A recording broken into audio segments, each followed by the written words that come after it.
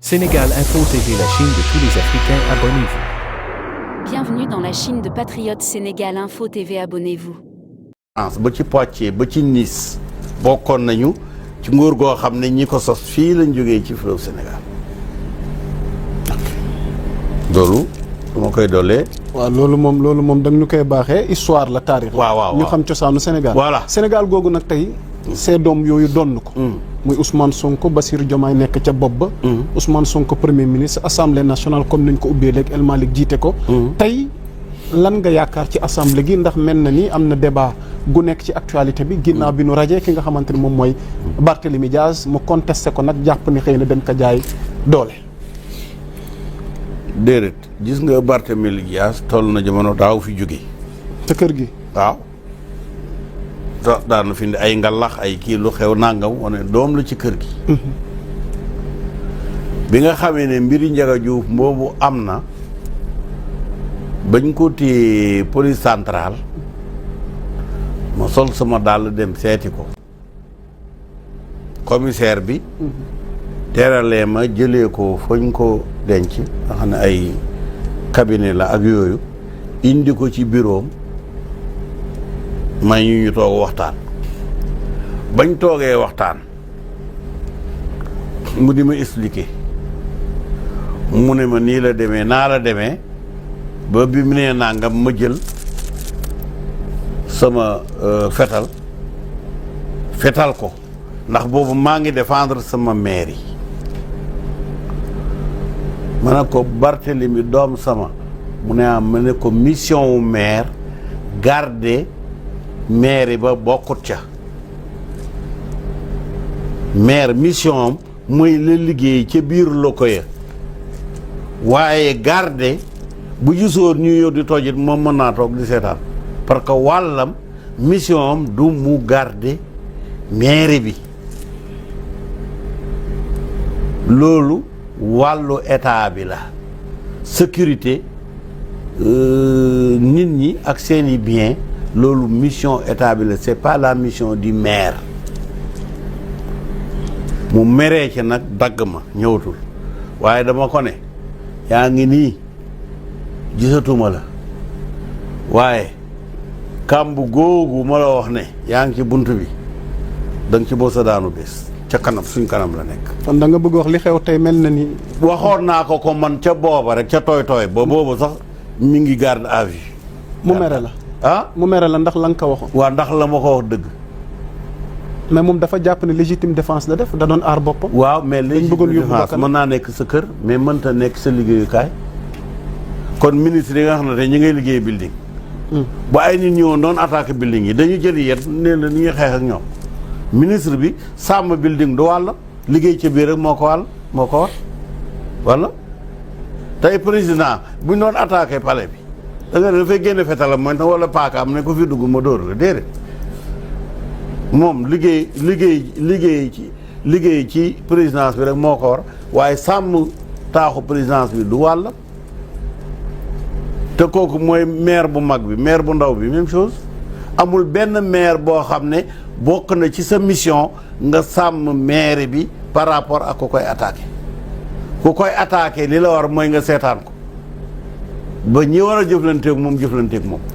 bu doon ay alkaati nag sécurité ñoo ñëw fetal waa ji kon kooku du am benn problème waaye moom moo def boppam gardien te du gardien maire yi gardien bokku ca ak maire bu mu mën a doon kon nag moom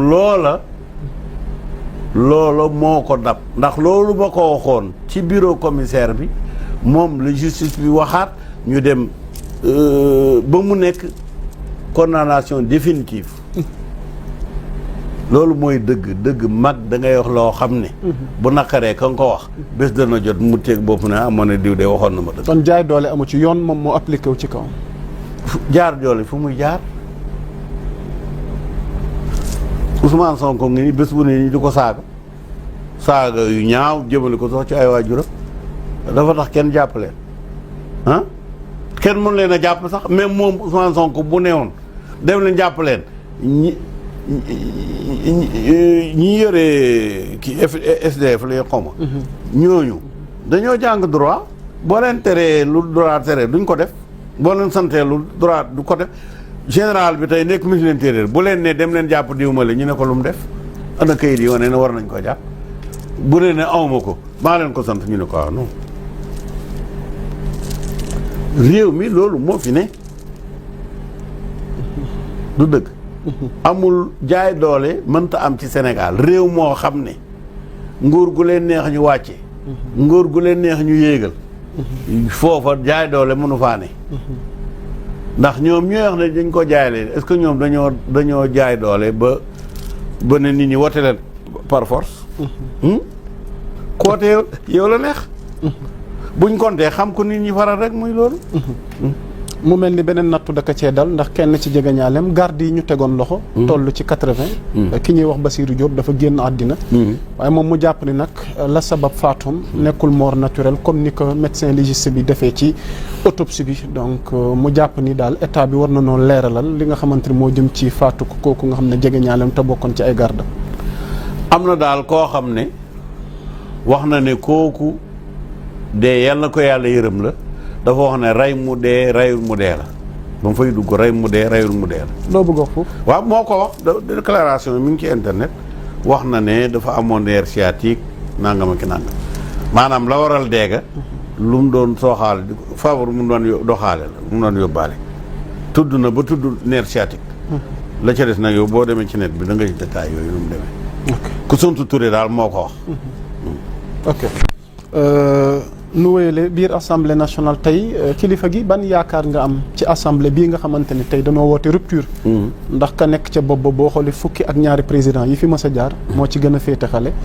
ñoom ñu ne dañuy inaugurer beneen nouvelle ère boo xamante ni daal dinañ gën a taxaw askan wi ci li ñuy xaar ci ñoom surtout ci ay proposition de loi tey ban yaakaar nga am ci assemblée bii ak it ci sa xalaat yan défi nga jàpp ni war na nekk ci seen table ci ay xalaatub loi ngir gën a mën a. taxaw dëkk bi ndax mel na ni crise bi ak fi dëkk bi toll bëri na loo xam ne député ñu ngi ciy séntu seen taxawaay. jéego mu njëkk daal rafetlu naa ko ndax gis naa ne dem na ci ñi ko jëkkoonoon toog fi mu toog dem ku ci ne mu nuyu la. xam naa déglu la pour nga am yoo ko xelal ak yoo ko digal. te loolu yoon la loolu mooy yoon wi waaw loolu mooy yoon wi ilimaan war naa seeti ñi ko jëkk nekk élimaan mu laaj leen jàkk ji jiite bi nu muy jëmee ndax am nañu fi indi ay problème ndax nangam loolu nag ñëpp la war rek ku ci nekk rek yàlla sax loolu digaale ci alxuraan bi mu ne alhaakumu takaasuru hatta zurtumul maqaabira mu ne bala ngeen a ëppalante dem leen seeti ñi leen njëkk a ëppalante ca armeel ya boo nekkee mbërum làmb war ngaa siyaara bàmmeelu Madun Xulle mbaa Jéeri Sadio ñooñu mooy mbër yi fi jëkk a bëri ci Sénégal dégg nga bañ xam ñooñu fañ mujjee boo yor alal war ngaa siyaara Njuga Kebe wala Jili Mbay wala keneen lu dëgg booy jàngalekat war nga booy avocat lu tax kiiw avocat bi dañ ko tuddee Lamine Gueye pour fàttali ko ne Lamine Gueye ñi mi moo ñu njëkk a nekk avocat kon nag ku ne rek la ngay doxal war ngaa seet ña la jiitu gis naa ne nit président bi dem na ba France ba mu demee France dem na seeti président Abdou Diouf bi nga xam ne moo ko fi jiitu te xam naa ne it mi ngi wax ak président Ablaye Wade ak doomam te ñooñu ñoo ko fi jiitu donc loolu mooy la bonne voie mooy ñi la fi jiitu ñi nga xam ne tey gis naa ne sama doom Ousmane Sonko parce que doom gi moo fi nekkoon avant muy nekk premier ministre bu nekkatul premier ministre doom gi mooy continuer kii bi premier ministre ak ab diir la rek toute façon mënut a passé ñeenti at yi fi des. danaa ñëw ci seen diggante ak sa doom. waaw kay Ousmane Sonko internet yéen ñu ñuy teewlu pour terminer ak assemblée nationale bi ñaari point rek bi ci njëkk mooy di leen fàttali ni Abbas Fall mi doon ministre ki ko waroon wuutu mooy Thierno Ali Sy nekkoon responsable Pastef Mermoz Sacré-Cœur waaye nag ministre de la justice sàkku na ñu daal di rajo Thierno Ali Sy ndax moom itamit amoon na benn condamnation définitive donc le ministre de la justice Ousmane Diagne je vous informe que Thierno Ali Sy responsable Pastef Mermoz qui a remplacé Abbas Fall fait l'objet d'une condamnation définitive par arrêt de la Cour suprême numéro 46 du 17 novembre 2022 qui a rejeté son pourvoi contre l'arrêt numéro 319 rendu le 24 août 2021 par la deuxième chambre correctionnelle de la Cour d'appel qui le déclare coupable d'abus de confiance, l'a condamné 3 mois d'emprisonnement assorti de sursis et a payé à la partie civile 12 millions à titre de réparation pour toute cause de préjudice.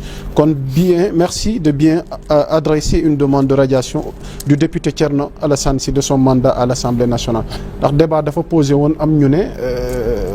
Barthélémy Diaz dañ ko raje am na ñeneen ñi nga xamante ni tam am nañ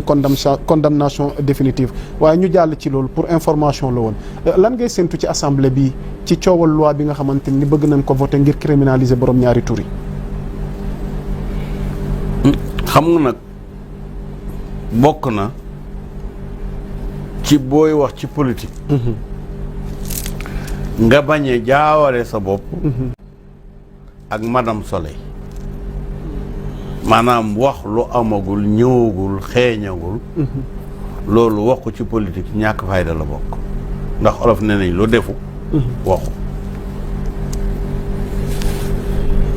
kon loolu defoogul kon waxoogul yàgg nañ ko agité depuis bu yàgg mais loolu yeggaguñ ci bés bu nekkee débat à l'Assemblée bu boobaa nit dana xam loo ci xalaat nga sànni nga wax ko ca. amoo ci benn xalaat. nekkagul à l'ordre du jour xanaa man mënumaa jiitu assemblée nationale ci loo xam ne ñëwagul ci ñoom bañ débattre ci man ma di ci débattre ñoom ñooy ñi débattre dugal ay loi dindi ay loi modifier ay loi man après buñ defee loolu la sama wàllu du door a ñëw. ok ñu jàll ci beneen proposition de loi boo xam ne nar na nekk ci table assemblée nationale moom mooy bii ñu bëgg abroger loi d'amnistie gi fi amoon loo ci xalaat ndax coow am na ca ku ci nekk yaa ngi siy joxe sa gis-gis ñi naan mën na nekk mënta nekk Aïssata Tall Sall jàpp ni bu nekkee itamit la muy